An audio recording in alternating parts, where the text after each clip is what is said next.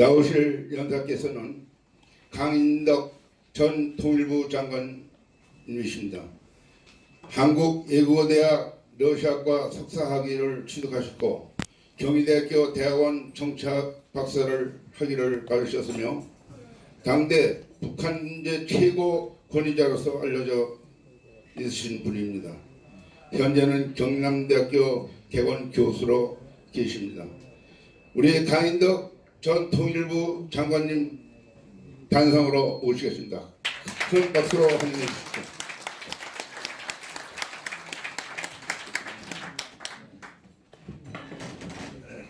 오늘 여러분 뵙게 돼서 대단히 반갑습니다.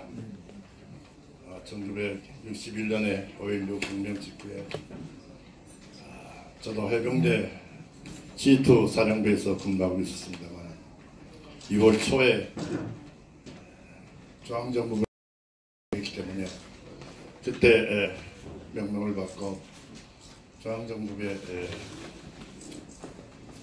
발령을 받았습니다. 초대 부장이었던 김종필 부장님과 차장이었던 이영근 차장 그리고 강식탁 당시의 기조실장 제 정보국의 석정선 형님 무척 사랑을 받으면서 어른께서 집권하시던 18년 동안에 16년을 제가 북한 문제에 관한 가깝게 보고를 드렸습니다. 어떻게 보면 제 일생을 북한 문제와 함께 지냈다고 해도 과언이 아니겠습니다. 오늘 여기에 새마을 초기에 하시는 분들이 와 계신데 회장께서 너희들이 가서 내가 가서 새마을운동본부에 가서 북한 문제에 관한 보고를 언전해라. 그래서 당시에 최규하 특보, 박진남 특보 같이 매주 한 번씩 수원에 내려가서 새마을운동 여러분과 북한 문제를 얘기하던 기억이 엊그제 같습니다. 저도 구식을 바라보고 있습니다만 특히 오늘 우리 장경순 회장님께서 이렇게 나와주셔서 말씀하시고 우리 정 회장께서 말씀하시는 말씀 들으니까 너무도 우리가 처한 입장이 어렵구나 하는 생각을 합니다. 이런 관점에서 오늘 간단하게 북한 문제야 핵 문제이기 때문에 핵 문제를 중심으로 해서 우리 남한에 전개되고 있는 이쪽에 대남 공작 문제 여기까지를 간단하게 설명드리도록 하겠습니다. 제 문제는 역시 우리가 당면하고 있는 문제는 북한의 핵 문제입니다. 제가 핵 문제에 관해서 최초의 보고를 받은 것은 1970년대 초였습니다. 제가 북한 국장을 할 때 보고를 받았습니다만은 일국에서 대남 공작 요원으로 파견되었던 김용규라는 지금 기술이 있기 때문에 우리 대전 혼층사에 묻혀 있습니다만은 김용규가 와서 보고를 할 때 1.1 때 여러분 잘 아시는 청와대 기습 사건 1.1 사태 직후에 김일성이가 함흥에 있는 학원 분원에 가서 여러분 동문 미제국주의가 세계 도처에서 분쟁을 일으키는 이거 막자면 미국 본토에 핵무기를 떨어뜨릴 수밖에 없다. 이거 우리가 개발하자 라는 얘기를 했다 하는 보고를 듣고 그동안 갖고 있었습니다만은 핵이 아닌 화학무기, 생물학 무기를 만든다는 건 정확한 정보를 갖고 있었지만 이 핵에 대해서는 그렇게 깊이 관심을 갖고 있지 않았는데 대단히 중요하다고 생각해서 어른께 보고를 드린 기억이 생생합니다. 그 후에 여러분 아시는 대로 이 핵 문제는 80년대 또 거치면서 90년대 와서 완전히 드러나기 시작했습니다. 더 이상 뭐 그 이 문제를 얘기를 안 하겠습니다만은 이 핵 문제는 CVID 완전하고 투명 가능하고 불가역적인 완전 폐기, 이것을 향해서 지금 미국도 움직이고 있고 전 세계가 움직이고 있습니다. 그런데 무슨 방법으로 이걸 해체할 것인가? 저는 대단히 어렵겠구나. 협상 가지고 해결할 수 있을까? 대단히 의문입니다. 트럼프 대통령이 지금 김정일 데려다 놓고 뭐 얘기를 하겠다 하지만은 이거 협상으로 해결될 가능성이 저는 없다고 봅니다. 왜냐? 1996년에 김수희가 죽은 다음에 김정일이가 등장했습니다. 김정일이가 첫 번째 한 것이 그런 지역에 강선 제강소가 있는데 그 근방을 지나갔다. 평양 시민들이 이 배낭을 메고 쌀 구하러, 식량 구하러 농촌에 나가는 걸 다 봤다. 그런데 수령께서, 김수희께서 아버지가 국가의 영도자가 되려면 그까지 경제 문제로 다뤄서 되느냐, 군사 문제 다루라고 했다. 동무들, 당신네들이 식량 부자 해결하시오. 나는 군사 문제만 하겠어. 도대체 최고의 지도자라는 놈이 300만이 굶어 죽는데 그 이상 절실한 국가적인 문제가 어디 있느냐? 문제가 어디 있느냐? 이걸 외면하고 나는 군사 문제는 하겠다. 여러분 그때 옥수수 한 톤이 $100였습니다. 100만 톤만 들어오면 북한 동포 300만 굶어 죽지 않았습니다. 1억 달러입니다.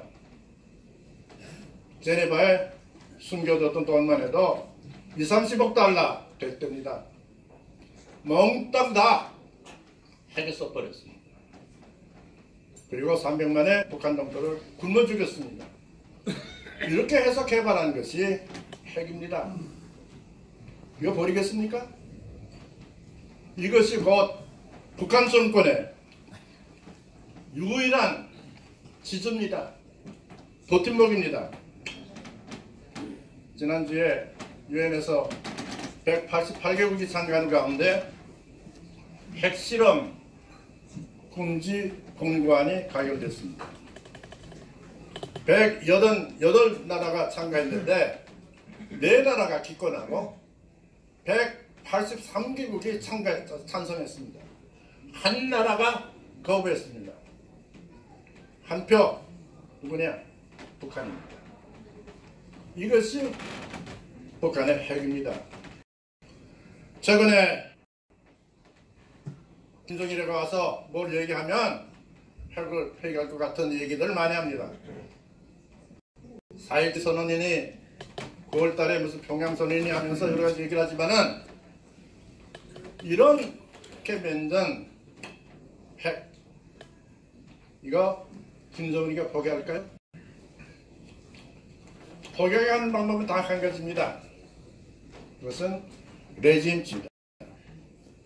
저는 이렇게 생각합니다. 지금까지 주장해왔지만은 3대 세습체제가 무너져야 모든 문제가 해결됩니다.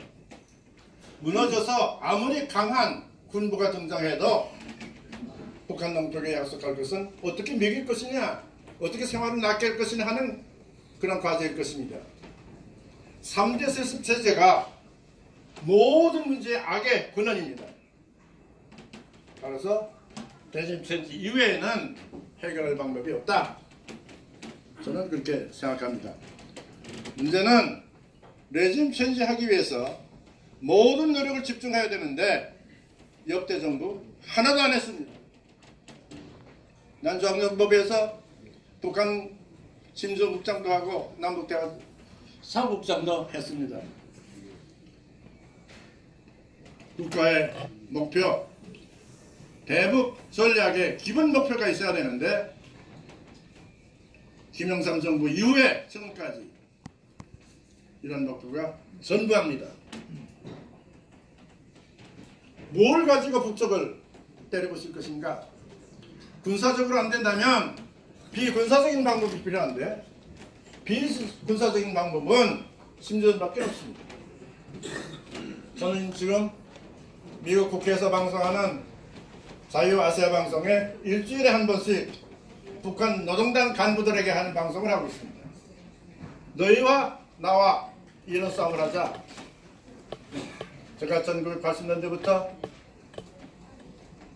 98년까지 18년 동안을 노동당 간부들에게 보내는 방송을 했지만은 미 의회 방송부에서 절대로 다시 이 방송을 해달라고 해서 벌써 2년 동안 하고 있습니다.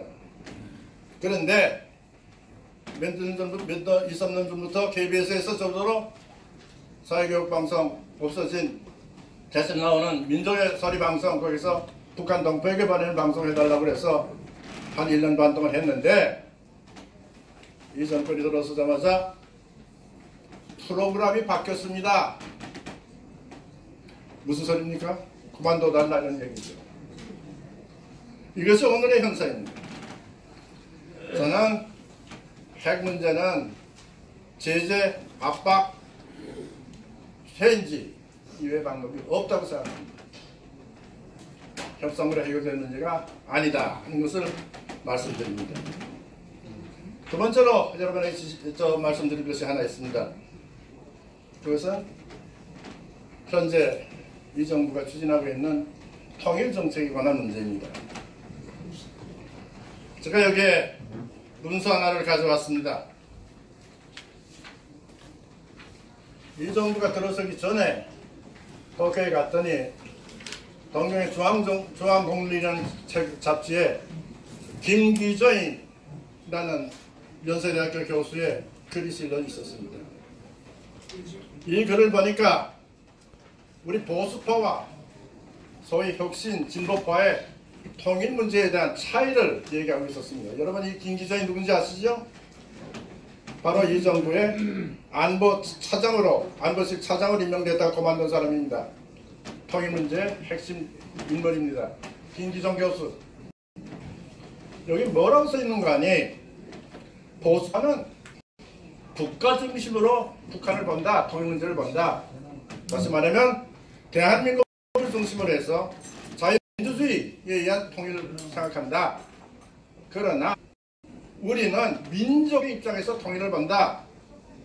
다시 말하면 우리 한국에는 한반도에는 민족국가가 건설된 적이 없다. 그러니까 민족국가를 건설해야 되겠다. 바꿔 얘기하면 대한민국의 전통성, 대한민국의 헌법 다 제로지요. 없애버리고 있어요. 저는 여기 문재인 집권에게 듣는 위안부 문제, 북한 문제, 신정권 탄생과 한일 관계의 변화 어떻게 될 것인가 이 논문을 보면서 바로 정권 수립 때 이 정권 들어오기 전에 얘기지만은 아하 이 정권의 통일 정책을 이렇게 했구나. 북쪽과의 관계 급진적으로 진전시키려고 하겠구나 하는 생각을 했습니다.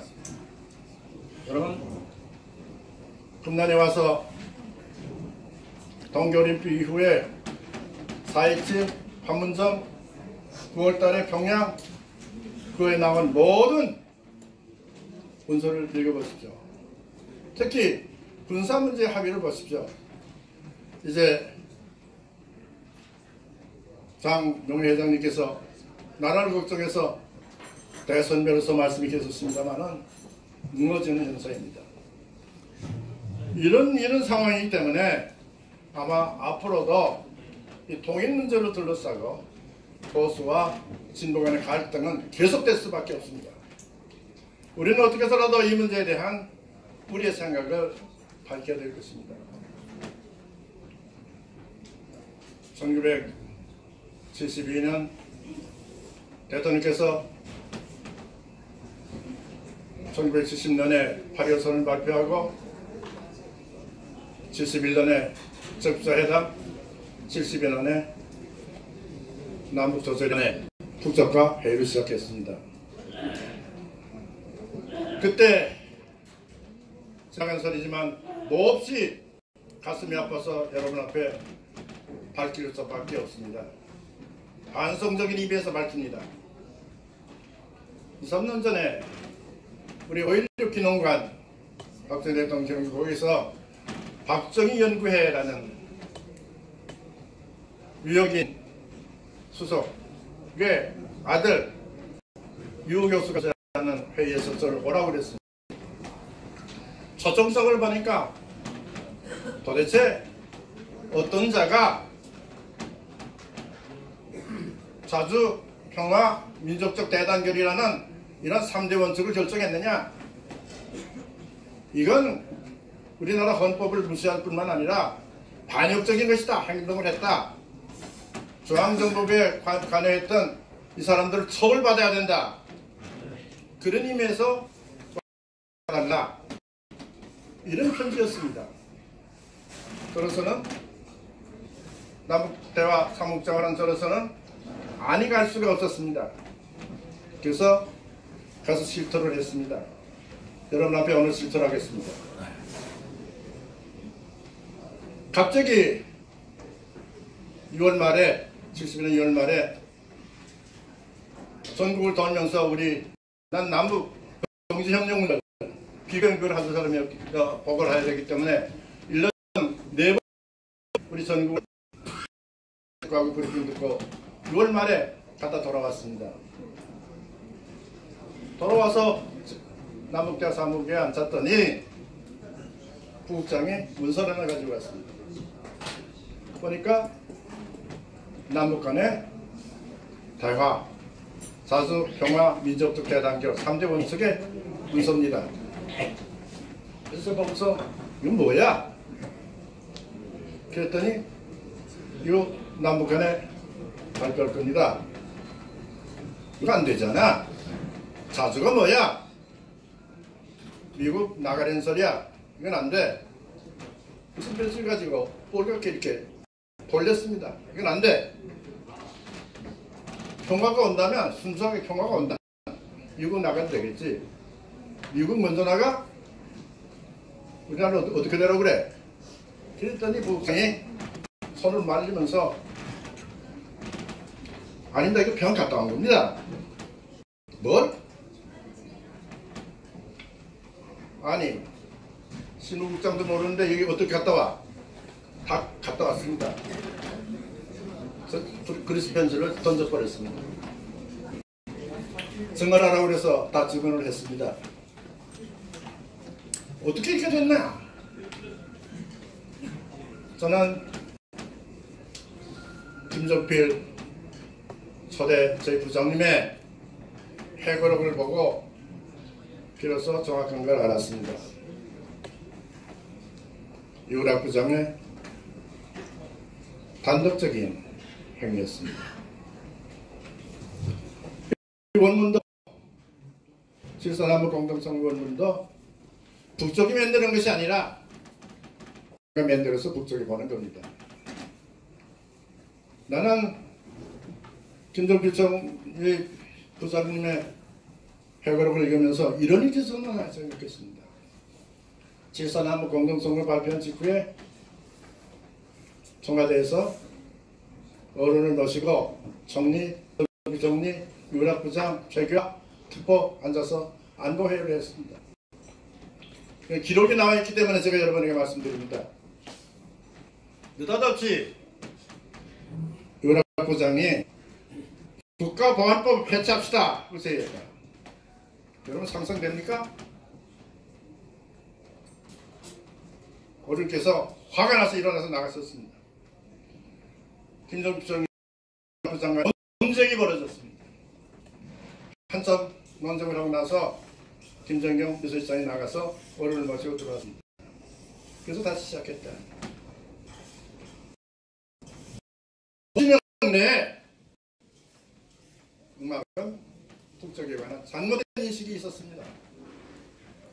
나는 이런 현상이 오늘날 우리 보수진영에 남아있지 않을까 염려합니다. 지금 이 정권 하에서 하는 대북 정책과 저희들이 생각하는 것은 너무나 차이가 큽니다. 북쪽의 통일전선 성공했습니다. 우리나라 지금 노동계, 언론계, 정계 할 것 없이 북쪽계와 타협하자는 주장자들이 많이 등장하고 있습니다. 시간이 없어서 많이 얘기 못하겠습니다만 한 가지만 얘기하고 끝나겠습니다. 여기 제가 문서 또 하나를 갖고 왔습니다. 이 문서는 작년에 창작과 비평, 여러분 아십니까? 문학하는 창작과 비평, 거기에 바로 백낙청 분이 운동권의 대부라고 하죠. 이 사람의 글이 실렸습니다. 저는 이 글을 보면서 이거 큰일이구나. 제목이 뭔가 하니 촛불의 새 세상 만들기와 남북관계라는 제목입니다. 여기 보니까 정권 수립하기 전의 얘기입니다. 정권 수립 후의 얘기가 아닙니다. 그 전의 얘기입니다. 우리나라는 헌법이 두 개다. 여러분 헌법 두 개 무슨 뜻인지 아시겠습니까? 진짜 헌법, 우리가 쓰는 헌법과 이면에 또 하나의 헌법이 있다. 이면에 또 하나의 헌법. 그게 뭐냐? 소위 관습이라는 것이다. 문화되는 것이다. 하겠습니다. 무슨 문화냐? 반북, 반공 문화다. 이것이 모든 악의 근원이다.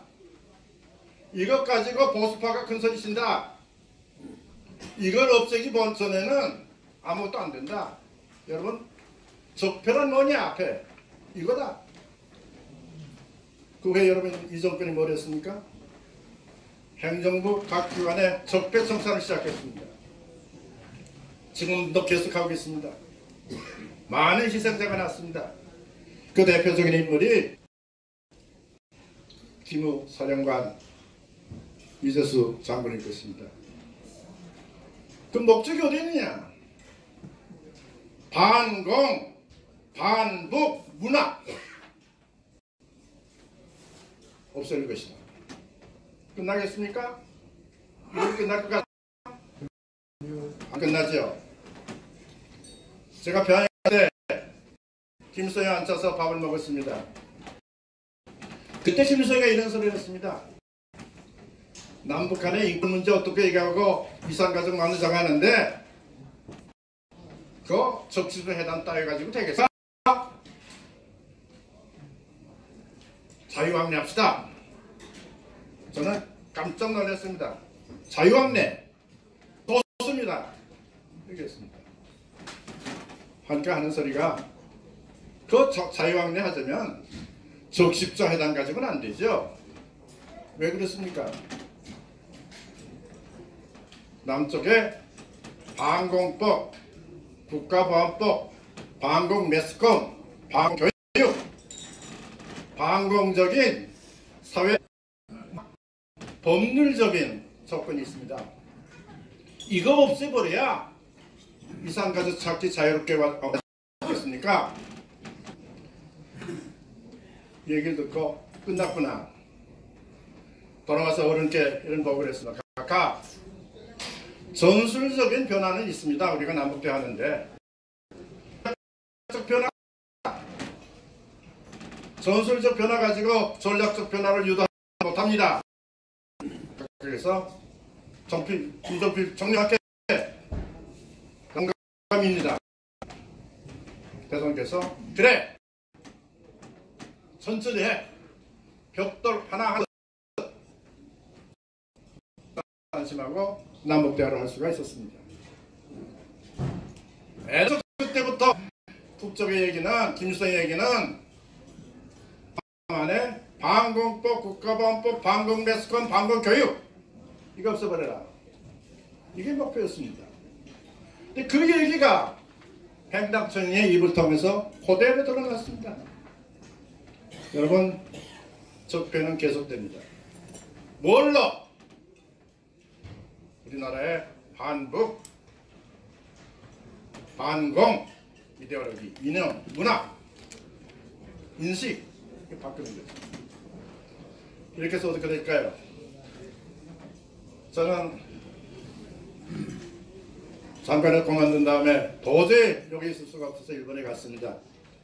미국 갈래다가 아이돌들에서 미국 갈래다가 일본에서 오라고 해서 가서 13년 동안을 그렇게 해서 기독교 대학에서 강의라고 돌아왔는데, 그러다 보니까 일본에 언론계 정보하는 사람들 많은 후대들을 만날 수 있었습니다. 지난 작년에 갔더니 교수 한 사람이 부루카와라는 교수가 이 책을 썼다고 하면서 저에게 줬습니다. 이 제목이 뭔가 하니 북조선의 핵 자금원 군원, 하버드대학 나오고 동경대학 나오고 하버드대학에서 로스쿨 나와서 일본 외무성에서 특별히 채용해가지고 안전보장이사회에 이북 제재조치위원회 일본 측 대표로 넣었습니다. 이 책을 보니까 역시 폐기가 그 돈 벌려서 북한 놈들이 얼마나 하고 어떤 짓까 분명히 나옵니다. 여기는 우리 대한민국의 기업도 기여하고 나옵니다. 애당초 저는 후루카와 교수가 나한테 일본의 기업 얘기하더니 일본의 기업만 얘기한 줄 알았습니다. 여기 보니까 대만 기업, 말레이시아 전부 나옵니다. 페이퍼 컴퍼니 만들어서 어떻게 한다. 대단히 어렵구나. 다행히 미국이 그 하나하나를 찾아냈습니다. 오늘 아침에도 여러분 제재 조치 들었습니까?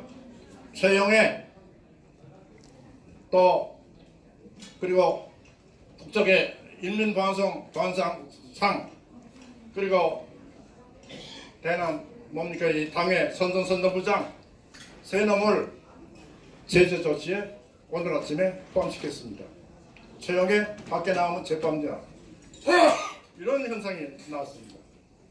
나는 이걸 읽으면서 우리의 능력 가지고 안 되면 미국과 협조할 수밖에 없다. 우리의 힘 가지고는 안 됩니다. 못합니다. 우리 정보기관 암만 강해도 못합니다. 엄청나게 공작을 하고 있습니다. 역시 미국과 전 세계 정보기관과 협조해야 되겠구나.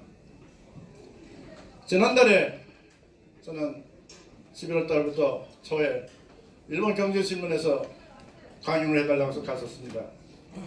가니까 우리 한국에 기사를 했던 스즈오카 기사가 책을 한 권 썼습니다. 하고 책을 저한테 줬습니다. 바로 이 책입니다.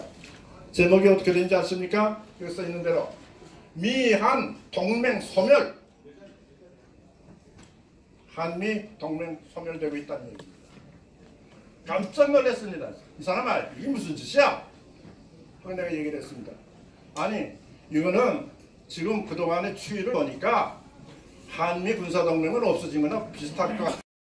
그동안에 김영삼 정부 지금까지의 모든 한국 언론 정부의 발언을 전부 여기다 취합해서 썼습니다. 이것은 한국을 위해 쓴 것이 아니라 우리 일본을 위해서 썼습니다. 그래? 한미 동맹 없어지면 우리 어떻게 하느냐? 그거다. 여러분, 저는 그렇게 해서 모든 군사시설은 다 못 봤지만은 중요한 군사시설은 제가 일본 방위성에서 안내를 해서 봤습니다. 시간이 없어서 많이 얘기 안 하겠습니다.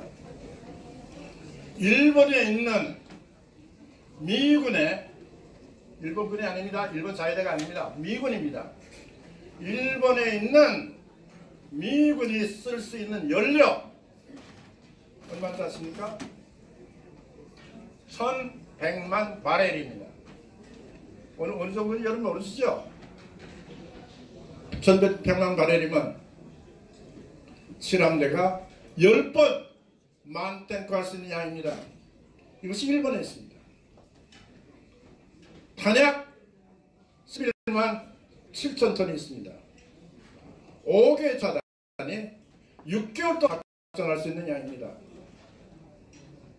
여러분, 유엔 깃발이 일본에 가면 7개에서 날리고 있습니다. 유엔 깃발이 후방사령부가 일본에 있습니다. 유엔 후방사령부가 이번에 카나다 대표가 우리 유엔 사령부의 부사령관에 임명됐습니다.